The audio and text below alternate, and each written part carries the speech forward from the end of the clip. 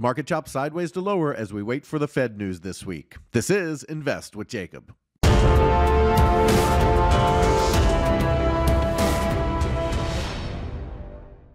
Okay guys, so in yesterday's video, we were looking for a pullback in either a wave 4 or a wave B, and although the market did open lower, it basically chopped sideways after that, not giving us any indication of which pullback we're in. This is a Fed week, and very often Fed weeks can be choppy, so we may see more of this type of action today. The question is, will the bulls be able to hold wave 4 support? I'll get into that in just one second, but first, if you're new here, welcome to the show, guys. My name is Jacob Gabbard, and this is Invest with Jacob, where we use Elliott Wave Theory to break down the SP 500 and the NASDAQ. I highly encourage you to hit that subscribe button down below so that you can get our daily S&P updates, our trade setups, and our buy alerts. All right, guys, the market chopped around yesterday, but is moving higher in the overnight, so let's jump into the chart and take a look. Okay, guys, so here we are on the 1-hour futures chart of the S&P 500, and you can see we got that drop down, but then we got a whole bunch of choppiness here that chopped back and forth and didn't give us a real indication of which count we're in. And so because of that, not really a whole lot has changed from yesterday's video. This move down off the high does look corrective, and that's good news for the bulls because that's what you would expect from a wave 4 or a wave B.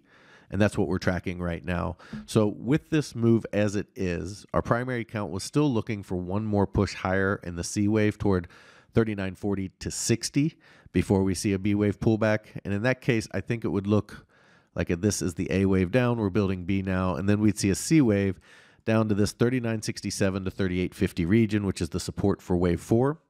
Okay, and then from there, we would look for this wave 5 up towards this 39.60 to 39.40 area.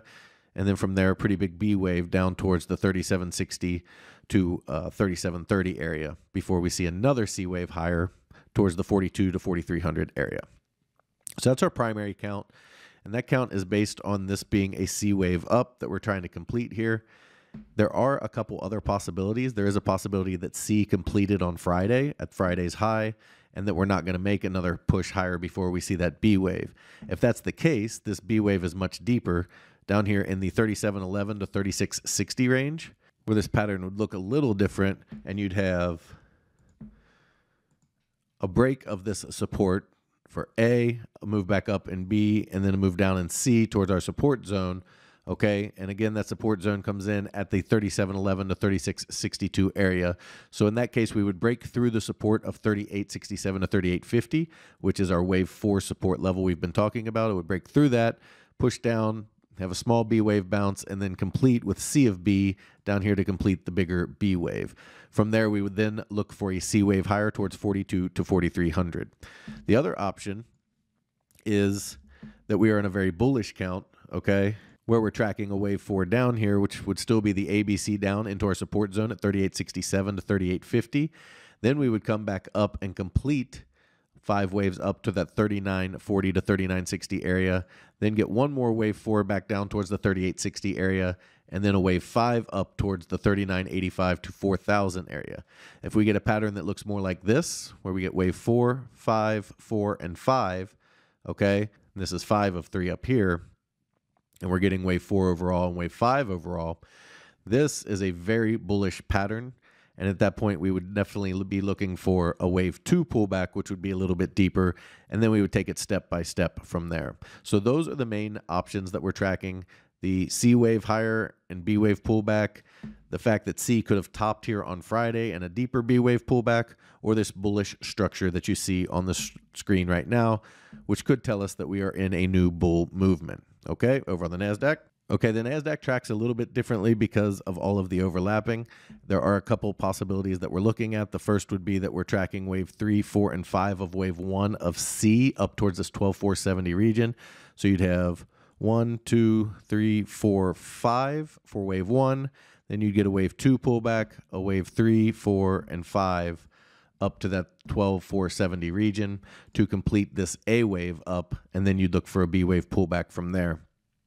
The other option that we're looking at is that wave 1 could have concluded here, where I have this wave 3, and in that case, you would have wave 1 up.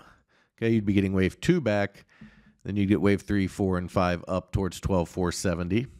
All right, and then the final option on the NASDAQ is that we have completed a bullish leading diagonal off of the low, which would be very unreliable because diagonals are unreliable and we don't trust them until they fully play out. But if that's the case, this would be a wave 1 up, this would be a wave 2 down, and we'd be building 1 and 2 of wave 3 higher at that point.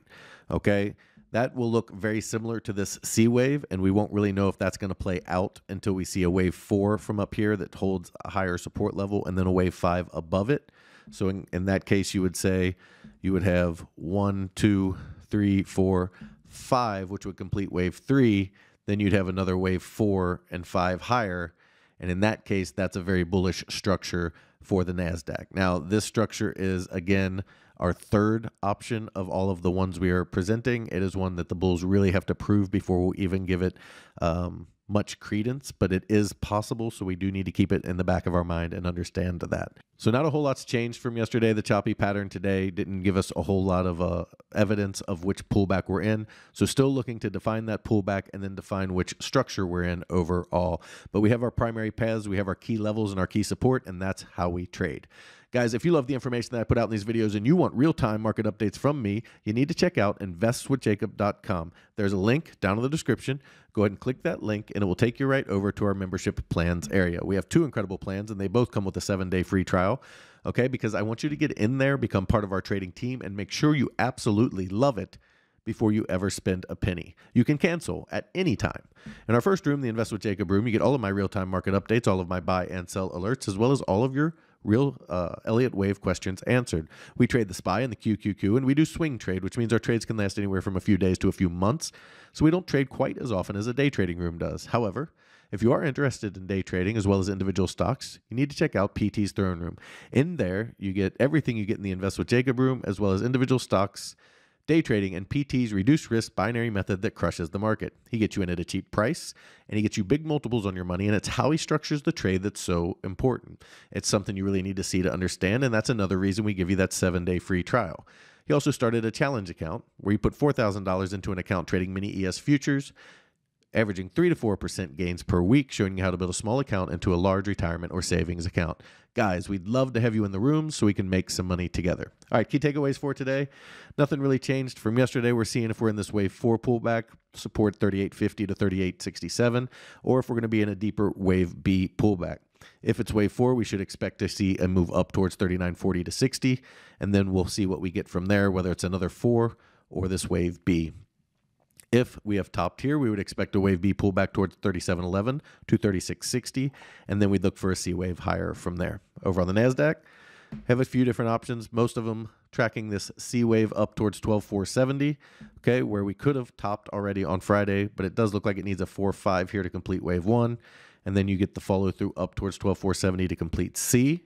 We also have the idea that we could have topped already and are making a wave 2 down, and then we get the rest of C up, or the possibility, and it's on the back burner, it's just something to keep in mind, that this could be a leading diagonal wave 1, and we have a wave 2 down building a wave 3 higher. Guys, that is the market update for today. I will talk to you tomorrow.